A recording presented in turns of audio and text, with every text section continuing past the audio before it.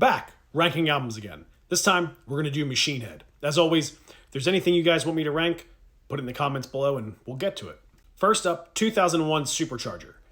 This is not that good of an album, sad to say. I love Machine Head, but this is not very good. It's all over the place.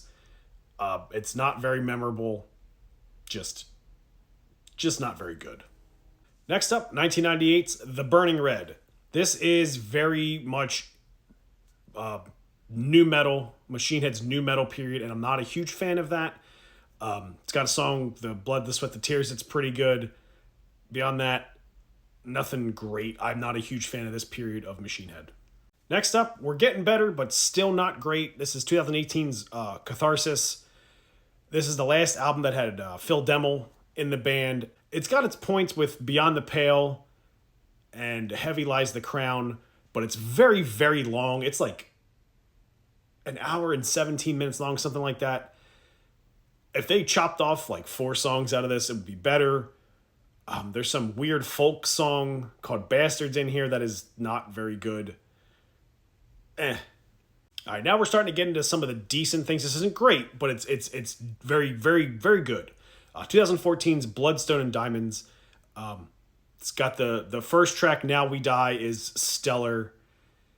There's a couple of other ones on here that are good to great. A couple ones that are not very good. I think beyond this is when we really get into the good Machine Head stuff. Next up, 2011's Unto the Locust. The biggest problem with this is that it followed The Blackening. Very, very hard to do. 2 standout songs on this album, The Locust and Darkness Within. There's only 7 songs on it. It's a shorter album, 48 minutes. It is in and out and in your face. Great stuff.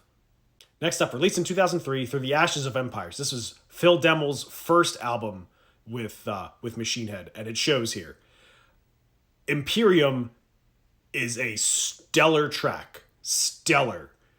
There's little seeds in this whole album that show the melodic abilities of Machine Head. And it started with Imperium and this album. Bite the Bullet and Elegy, those 3 of those first 4 tracks, fantastic. Next up, their debut album from 1994, Burn My Eyes. Davidian is a great starting track for anybody getting into Machine Head. Old's a good song. This is not exactly nu metal, but it's not entirely thrash metal. It's somewhere in the middle.